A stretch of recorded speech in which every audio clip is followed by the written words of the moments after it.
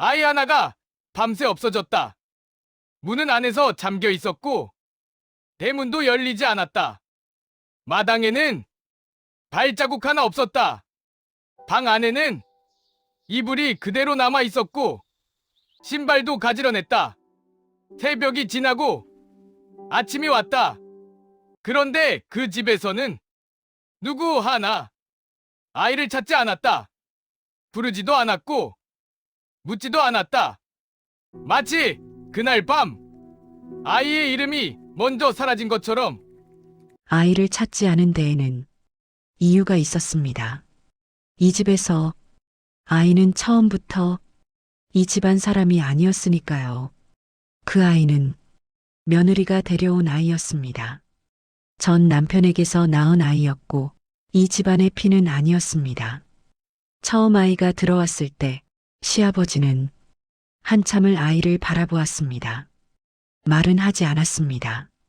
다만 고개를 천천히 돌렸을 뿐입니다. 시어머니는 아이의 손을 잡지 않았습니다. 손을 내밀지도 눈도 마주치지 않았습니다. 며느리는 그 순간을 평생 기억했습니다. 그 침묵이 무엇을 의미하는지 그날은 몰랐지만 나중에는 알게 되었지요. 아이에게 이름은 붙여주었지만 족보에는 올리지 않았습니다. 제삿날 아이의 이름은 충문에도 상에도 오르지 않았습니다. 제사를 지낼 때 아이는 마당에 서 있어야 했습니다. 방 안에 들어갈 수 없었으니까요. 처음에는 이유를 몰랐습니다. 다만 어른들이 아이를 방 안으로 부르지 않았고 아이도 들어가려 하지 않았습니다. 마치 보이지 않는 선이 그어진 것처럼 밥은 먹였고 잠자리는 주었지만 자리는 주지 않았습니다. 아이도 그걸 알고 있었습니다. 마루에 앉을 때는 항상 끝자리였고 어른이 오면 소리 없이 일어났습니다. 눈을 마주치지 않았고 웃을 때도 소리를 내지 않았습니다. 밥을 먹을 때도 숟가락 소리를 최대한 죽였습니다. 숟가락이 그릇에 닿는 소리조차 어른들을 불편하게 만들 수 있다는 걸 아이는 알고 있었습니다. 존재하되 존재하지 않는 것처럼 이 집안에서 아이는 사람도 물건도 아니었다. 시간은 아이 편이 아니었습니다. 아이는 자랐고 목소리는 굵어졌으며 키도 커졌습니다. 그럴수록 집안은 불편해졌습니다. 핏줄이 아닌 것이 이제는 눈에 띄기 시작했기 때문입니다. 처음에는 아이가 작았기에 잘 보이지 않았습니다. 마루 끝에 앉아 있어도 어른들의 시야에 들어오지 않았지요. 하지만 아이가 자랄수록 아이의 존재는 거슬리기 시작했습니다. 어른들은 아이를 볼 때마다 불편한 표정을 지었습니다. 말은 하지 않았지만 그 표정만으로도 충분했습니다. 제사 때마다 아이의 자리는 조금씩 뒤로 밀렸습니다.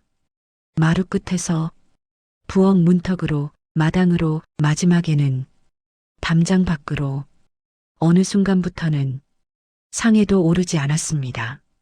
제사상에 아이의 밥그릇이 놓이지 않게 된 건 아무도 기억하지 못했습니다.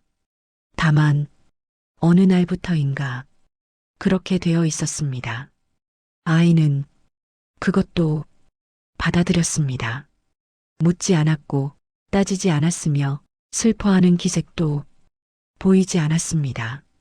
며느리는 그 모습을 보면서도 아무 말도 하지 못했습니다. 입을 열면 다음은 자기 차례라는 걸 알고 있었으니까요. 이 집안에서는 누군가를 감싸는 순간 자신이 다음 타겟이 되었습니다. 밤마다 며느리는 아이의 방에 가서 이불을 덮어주었습니다. 말은 하지 않았습니다. 다만 이불을 덮어주고 조용히 나올 뿐이었습니다. 아이는 며느리가 다녀간 걸 알고 있었습니다. 하지만 다음 날 아침 그 이야기를 꺼내지 않았습니다. 고맙다는 말도 하지 않았습니다.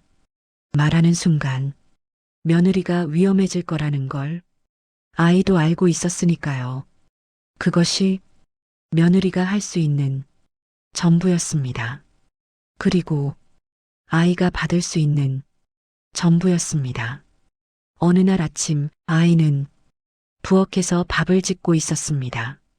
어른들의 밥그릇, 며느리의 밥그릇, 그리고 자기 밥그릇 3개를 꺼냈습니다. 그때 시어머니가 부엌에 들어왔습니다. 시어머니는 아이가 꺼낸 밥그릇을 천천히 살펴보았습니다. 그리고 며느리의 밥그릇을 집어들었습니다. 며느리 밥은 따로 짓는다.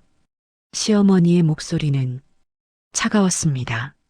아이는 대답하지 않았습니다. 그저 고개를 숙였을 뿐입니다. 시어머니는 며느리의 밥그릇을 다시 선반에 올려놓고 나갔습니다. 시어머니가 나간 뒤 아이는 며느리의 밥그릇을 다시 꺼냈습니다. 하지만 이번에는 밥을 짓지 않았습니다. 그저 밥그릇을 바라보았습니다. 한참을 밥그릇 안에는 아무것도 없었지만 아이는 무언가를 보고 있는 것 같았습니다.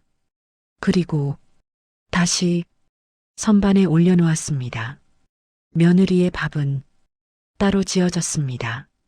어른들보다 조금 늦게, 아이보다는 조금 일찍 며느리는 그 밥을 혼자 먹었습니다. 마루도 아니고 부엌도 아닌 뒤란 구석에서 아무도 며느리와 함께 밥을 먹지 않았습니다. 시어머니의 명령이었습니다. 며느리가 아이를 감싸는 것처럼 보였기 때문입니다. 아이는 그 모습을 창문 너머로 보았습니다. 며느리도 아이를 보았습니다. 두 사람은 눈이 마주쳤습니다. 하지만 아무도 손을 흔들지 않았습니다. 고개를 끄덕이지도 않았습니다. 그저 서로를 보다가 천천히 고개를 돌렸을 뿐입니다. 그게 두 사람이 할 수 있는 전부였습니다. 제삿날이 다가왔습니다. 집안은 바빠졌습니다. 어른들이 하나둘 모여들었고 마당에는 제수용품이 쌓여갔습니다. 아이는 그 모든 것을 준비했습니다. 쌀을 씻고 물을 길어오고 나무를 다듬었습니다. 누가 시킨 것도 아니었습니다.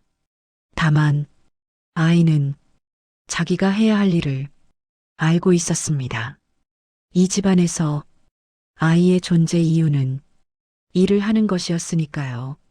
일을 하지 않으면 존재할 이유가 없었습니다. 제사 준비는 며칠 전부터 시작되었습니다. 아이는 새벽부터 일어나 우물에서 물을 길어왔습니다. 무거운 물동이를 어깨에 메고 마당을 오가는 아이의 모습을 어른들은 보고도 못 본 척했습니다. 도와주는 사람은 없었습니다. 제사 전날 밤 아이는 부엌에서 혼자 불을 지피고 있었습니다. 쌀을 일고 있었습니다. 한 줌씩 물에 담갔다 건져내며 깨진 쌀알을 골라내고 있었습니다. 작은 손으로 쌀알 하나하나를 확인하는 모습이었습니다. 왜 그렇게까지 하는지 아무도 묻지 않았습니다. 다만 아이는 그게 자기가 할 수 있는 최선이라고 믿고 있었습니다. 며느리는 부엌 문지방에 기대 한참을 아이를 바라보았습니다. 아이는 며느리가 있는 줄 모르는 것 같았습니다. 아니, 알고 있었을지도 모릅니다. 다만, 모른 척하고 있었을 뿐, 이 집안에서 살아남는 법은 보고도 모른 척, 알고도 모른 척 하는 것이었으니까요. 며느리는 아이의 손을 보았습니다. 물에 불어 하얗게 일어난 손, 칼자국이 아닌데도 자주 베인 손, 아이의 손은 언제나 바빴고 늘 차가웠습니다. 며느리는 그 손을 잡아본 적이 단 한 번도 없었습니다. 잡는 순간 자기 차례가 올 걸 알고 있었기 때문입니다. 며느리가 돌아서려 할 때였습니다. 아이가 처음으로 입을 열었습니다. 며느리 마님, 목소리는 작았습니다. 떨리지는 않았지만 확신도 없었습니다. 며느리는 발을 멈췄습니다. 돌아보지는 않았습니다. 돌아보면 아이를 보게 될 것이고 아이를 보면 무언가를 해줘야 할 것 같았기 때문입니다. 제사상에 올릴 밥은 얼마나 지어야 하나요? 아이의 질문이었습니다.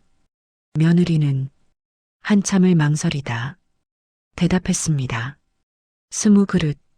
목소리가 생각보다 떨렸습니다. 왜 떨렸는지 며느리도 몰랐습니다. 다만 아이에게 말을 건네는 것조차 이 집안에서는 위험한 일이라는 걸 알고 있었습니다. 아이는 고개를 끄덕였습니다. 그리고 다시 쌀을 일기 시작했습니다. 며느리는 그제야 돌아섰습니다. 복도를 걸으며 며느리는 자기 손을 내려다보았습니다. 아이의 손처럼 거칠지는 않았지만 따뜻하지도 않았습니다. 며느리는 그날 밤 잠들지 못했습니다. 제사 당일 새벽 아이는 부엌으로 향했습니다. 어둠이 아직 가시지 않은 시간이었습니다. 문을 열자 찬 공기가 얼굴을 때렸습니다. 아이는 어제 손질해 둔 제사고기를 꺼내려 독을 열었습니다. 비어 있었습니다. 아이는 멈췄습니다. 다시 한번 도간을 들여다보았습니다. 착각이 아니었습니다. 어제 분명 넣어둔 고기가 흔적도 없이 사라져 있었습니다. 아이는 독 주변을 살펴보았습니다. 혹시 다른 독에 넣었나 확인했습니다. 하지만 어디에도 고기는 없었습니다. 아이는 그 자리에 주저앉았습니다. 고기가 없으면 제사를 지낼 수 없었고 제사를 지낼 수 없으면 벌을 받게 될 것이었습니다. 아이는 부엌 바닥에 앉아 한참을 움직이지 못했습니다. 울지는 않았습니다. 이미 눈물이 나오지 않는 나이가 되어 있었으니까요. 아니, 정확히는 우는 법을 잊어버린 나이였습니다. 해가 뜨기 시작했습니다. 부엌 창으로 붉은 빛이 새어 들어왔습니다. 아이는 천천히 일어섰습니다. 찾아야 했다. 못 찾으면 이유가 되니까 부엌 구석구석을 살폈습니다. 그러다 부엌 뒤편 장독대 근처에서 발견했습니다. 바닥에 떨어진 기름 자국, 그리고 사람의 발자국, 크고 무거운 어른의 발자국이었습니다. 아이는 발자국을 따라갔습니다. 발자국은 뒷문을 지나 담장 밖으로 이어졌습니다. 아이는 거기서 멈췄습니다. 더 이상 따라갈 수 없었습니다. 며느리가 아닌 아이에게 담장 밖은 허락되지 않은 곳이었으니까요. 아이는 부엌으로 돌아왔습니다. 그리고 남은 것들을 꺼내기 시작했습니다. 무청 시래기, 말린 나물, 귀한 것은 하나도 없었지만 아이는 그것들을 정성스럽게 손질하기 시작했습니다. 고기가 없어도 제사는 지내야 했고 제사를 지내지 못하면 벌을 받을 것이었습니다. 그렇다면 남은 것으로라도 최선을 다하는 수밖에 없었습니다. 해가 완전히 떠올랐을 때 며느리가 부엌에 들어왔습니다. 며느리는 아이 앞에 놓인 무청과 시래기를 보았습니다. 그리고 텅 빈 고기독을 보았습니다. 며느리는 아무 말도 하지 않았습니다. 아이도 아무 말도 하지 않았습니다. 두 사람은 그렇게 한참을 서 있었습니다. 며느리는 알고 있었습니다. 고기가 어디로 갔는지 어젯밤 사랑채에서 어른들의 대화를 들었으니까요. 하지만 말할 수 없었습니다. 말하는 순간 자기 차례가 올 테니까요. 며느리가 먼저 움직였습니다. 아이 옆에 앉아 무청을 다듬기 시작했습니다. 아이는 며느리를 보았습니다. 며느리는 아이를 보지 않았습니다. 다만 손을 움직일 뿐이었습니다. 두 사람은 말없이 나무를 다듬었습니다. 해가 중천에 오를 때까지 사라진 제삭고기는 아이 때문이 아니었습니다. 그건 이미 어른들 사이에서 나뉘어 있었습니다. 문중 어른 하나가 먼저 가져갔고 친척 하나가 그 뒤를 따랐습니다. 귀한 손님께 대접해야 한다는 이유였습니다. 아무도 반대하지 않았습니다. 이 집안에서 어른의 말은 곧 규칙이었으니까요. 하지만 고기가 사라진 것을 어떻게 설명할 것인가. 제사상은 비어 있을 수 없었고 빈 상 앞에서 절을 올릴 수도 없었습니다. 누군가 책임을 져야 했습니다. 가장 쉬운 선택은 가장 말이 없는 사람에게 씌우는 것이었습니다. 며느리는 그걸 알고 있었습니다. 어젯밤 며느리는 사랑채 마루에서 어른들의 대화를 우연히 들었습니다. 고기는 내일 대감께 대접하면 되고 모자란 건 아이 탓으로 돌리면 되지 않겠소? 낮고 확신에 찬 목소리였습니다. 며느리는 그 자리에서 움직이지 못했습니다. 돌아서 아이에게 알려줄까 생각했습니다. 하지만 알려준들 무엇이 달라질까?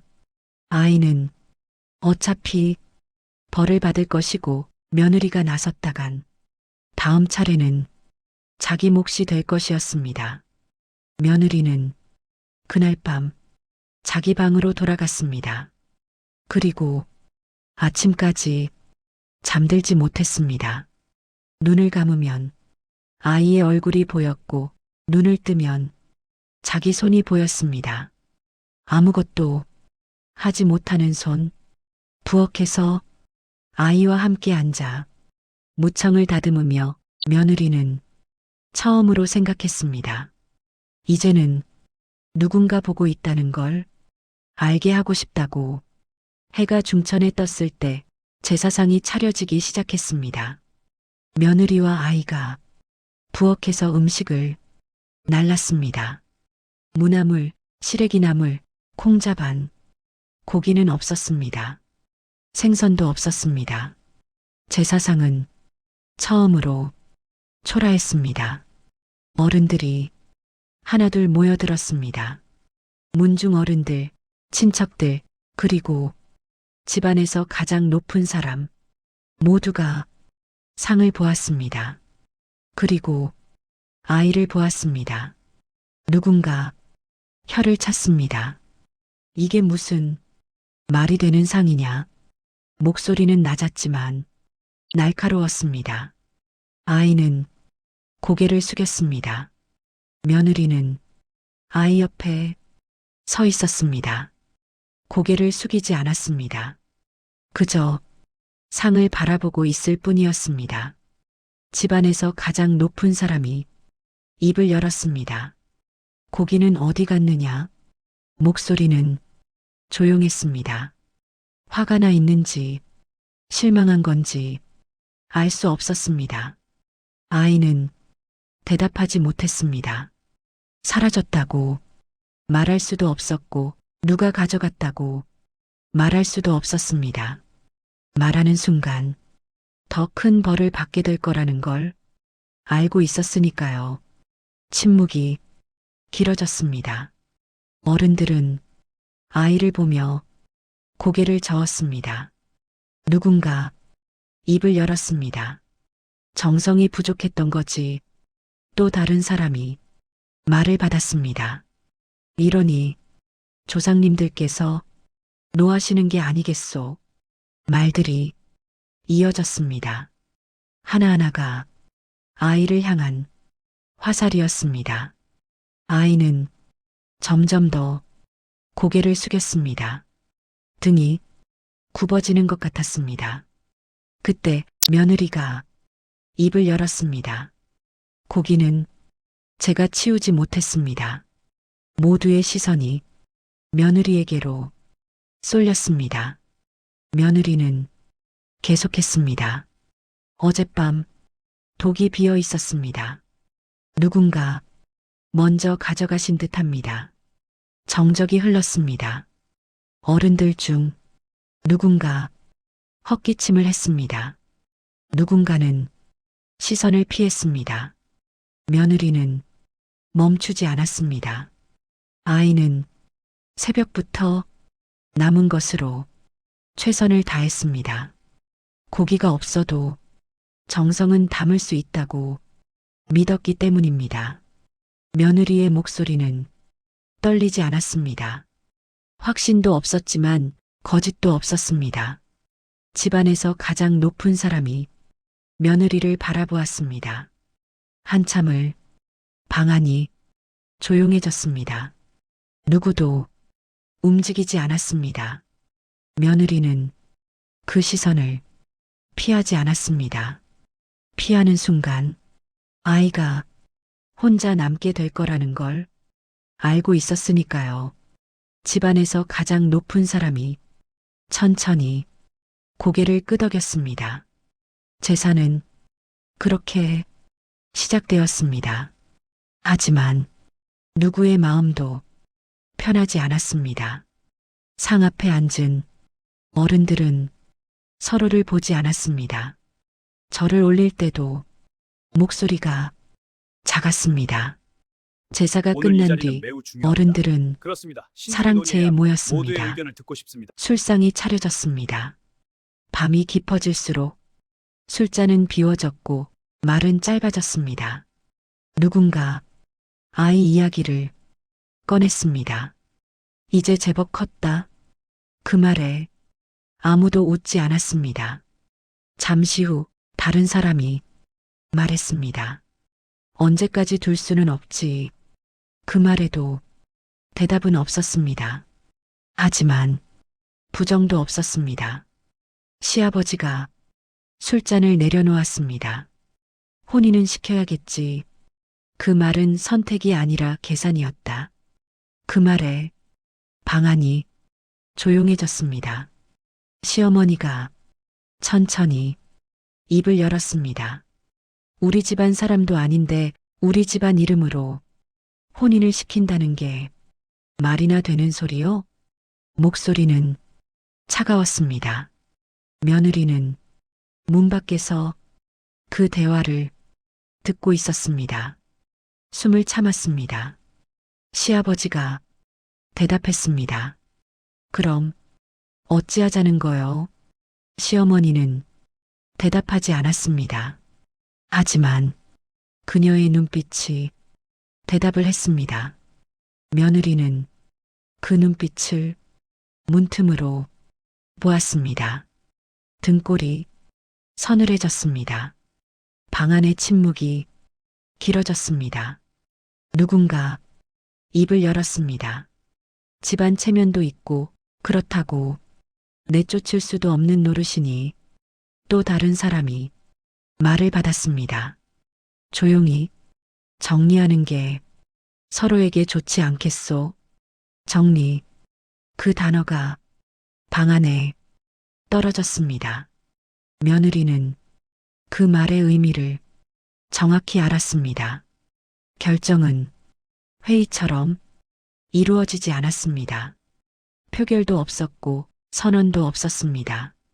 다만 모두가 같은 방향을 보고 있었습니다.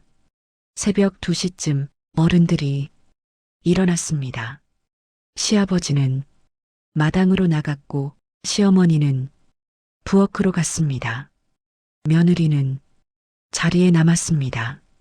움직이지 못했습니다. 아니, 움직이지 않았습니다. 일어나는 순간 자기 차례가 올 거라는 걸 알고 있었으니까요. 시아버지가 아이의 방으로 갔습니다. 문은 열려 있었습니다. 아이는 자고 있었습니다. 이불을 덮고 조용히 숨을 쉬고 있었습니다. 시아버지는 한참을 아이를 내려다보았습니다. 그리고 방문을 닫았습니다. 밖에서 빗장을 걸었습니다. 딸깍. 그 소리에 아이가 눈을 떴습니다. 하지만 일어나지 않았습니다. 문을 두드리지도 않았습니다. 그저 어둠 속에 누워 있었습니다. 며느리는 자기 방에서 그 소리를 들었습니다. 딸깍. 빗장 걸리는 소리. 작은 소리였지만 귀에 박혔습니다. 며느리는 일어나 방문을 열었습니다. 복도로 나갔습니다. 아이의 방으로 가려 했습니다. 하지만 발이 떨어지지 않았습니다. 시어머니가 부엌에서 나와 며느리를 보았습니다.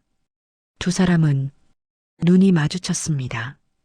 시어머니가 천천히 고개를 저었습니다. 며느리는 그 자리에 멈춰 섰습니다. 시어머니가 지나갔습니다. 며느리는 아이의 방문 앞에 섰습니다. 문은 안에서 잠겨 있었습니다. 아니, 밖에서 잠겨 있었습니다. 며느리는 문을 두드리지 않았습니다. 그저 오랫동안 서 있었을 뿐입니다. 문 안에서 작은 소리가 들렸습니다. 이불 깨는 소리, 신발 가지런히 놓는 소리. 아이는 마지막까지 이 집안 사람처럼 행동하고 있었습니다. 며느리는 눈을 감았습니다. 눈물이 흘렀지만 소리는 내지 않았습니다. 이 집안에서 배운 대로 새벽 3시, 4시, 5시 시간이 흘렀습니다. 며느리는 여전히 문 앞에 서 있었습니다. 동이 트기 시작했습니다. 시어머니가 며느리의 방문을 열었습니다. 하지만 며느리는 방에 없었습니다. 시어머니는 복도로 나왔습니다.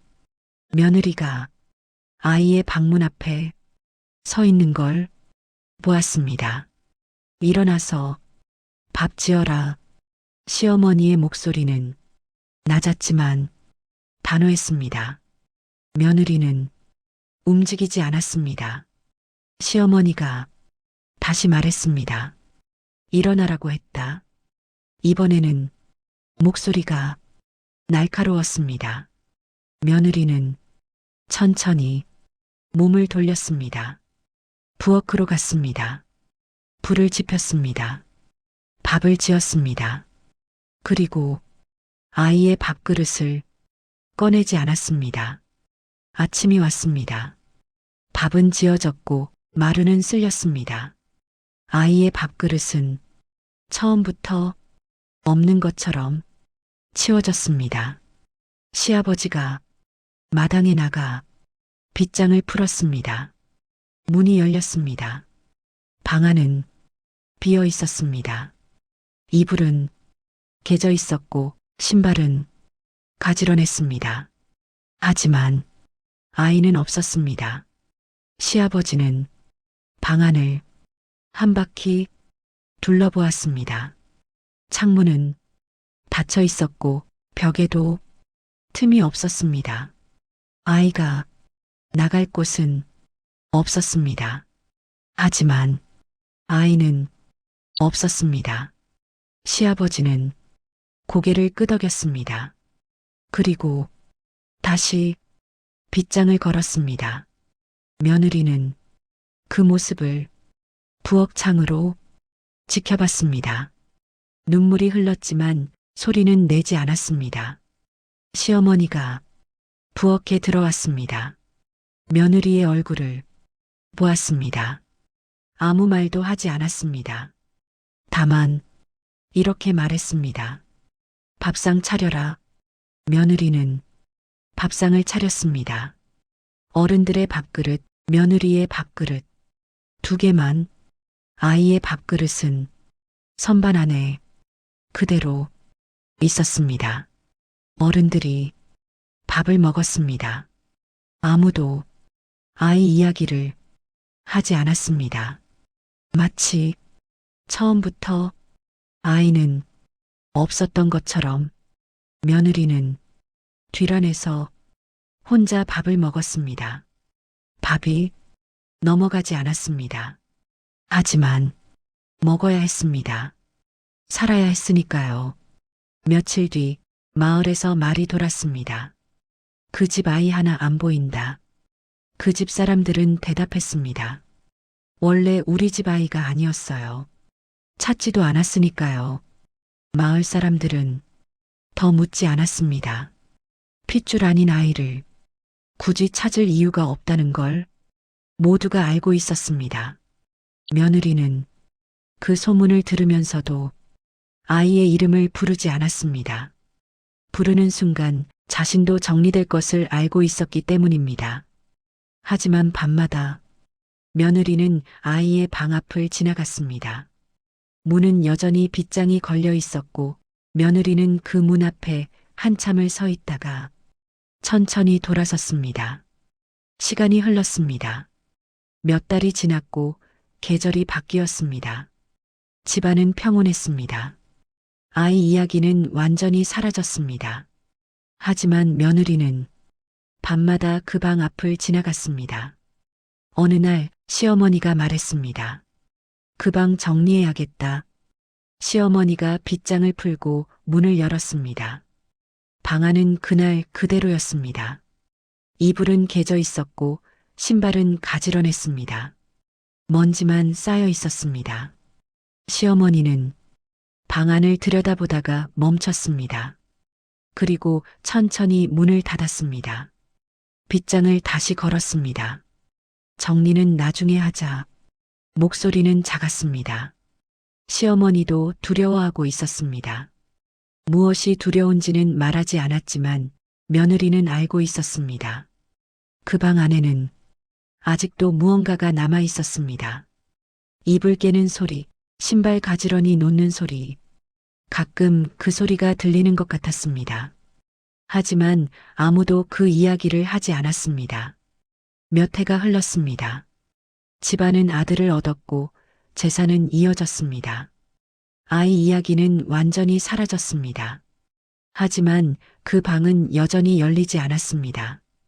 어느 날 새로 태어난 아들이 물었습니다. 저 방은 왜 안 쓰세요? 며느리가 대답했습니다. 원래 없는 방이야. 아이는 고개를 끄덕이고 다시는 묻지 않았습니다. 하지만 가끔 아이는 그 방문 앞에 서 있곤 했습니다. 무언가를 듣는 것처럼 며느리는 그 모습을 보면 아이를 불러들였습니다. 저리 가지 마라. 목소리는 떨렸습니다. 아이는 돌아섰습니다. 하지만 가끔 뒤를 돌아보았습니다. 마치 누군가 자기를 부르는 것처럼 며느리는 그때마다 아이의 손을 잡았습니다. 놓지 않았습니다. 그 집안은 망하지 않았습니다. 벌도 없었고 천벌도 없었습니다. 다만 그날 이후로 그 집에서는 누구도 문 하나를 열지 못했습니다. 빗장은 여전히 걸려 있었고 방 안에서는 가끔 작은 소리가 들렸습니다. 이불 깨는 소리, 신발 가지런히 놓는 소리. 하지만 그 집 사람들은 그 소리를 듣지 못하는 척 했습니다. 듣는 순간 인정하게 되고 인정하는 순간 죄가 되기 때문입니다. 며느리는 늙어갔습니다. 시어머니는 세상을 떠났고 시아버지도 자리를 비웠습니다. 하지만 며느리는 여전히 밤마다 그 방 앞을 지나갔습니다. 문은 여전히 빗장이 걸려 있었습니다. 며느리는 그 문 앞에 한참을 서 있곤 했습니다. 말은 하지 않았습니다. 다만 문을 바라보다가 천천히 돌아섰습니다. 어느 날 밤 며느리는 문 앞에 섰습니다. 평소처럼 한참을 서 있다가 처음으로 입을 열었습니다. 미안하다. 목소리는 작았습니다. 떨렸습니다. 하지만 확실했습니다. 미안하다. 며느리는 고개를 숙였습니다. 눈물이 떨어졌습니다. 바닥에 작은 소리를 내며 방 안에서는 아무 소리도 들리지 않았습니다. 며느리는 한참을 그 자리에 서 있었습니다. 그리고 천천히 돌아섰습니다. 그날 밤 이후 며느리는 더 이상 그 방 앞에 서지 않았습니다. 지날 때마다 고개를 숙였을 뿐입니다. 그게 며느리가 할 수 있는 마지막이었습니다. 에필로그 야담이 전하는 것. 이 이야기는 한 집안의 이야기지만 한 집안만의 이야기는 아니었습니다. 조선에는 이렇게 조용히 정리된 아이가 많았습니다. 핏줄이 아니라는 이유로, 말이 없다는 이유로, 거슬린다는 이유로. 이유는 항상 있었습니다. 하지만 그 이유가 정당한 적은 한 번도 없었습니다. 야담은 과거의 이야기가 아닙니다. 그것은 지금도 이어지는 이야기입니다. 누군가의 침묵이 누군가의 고통이 되는 곳이라면 그곳에서 이 이야기는 계속됩니다.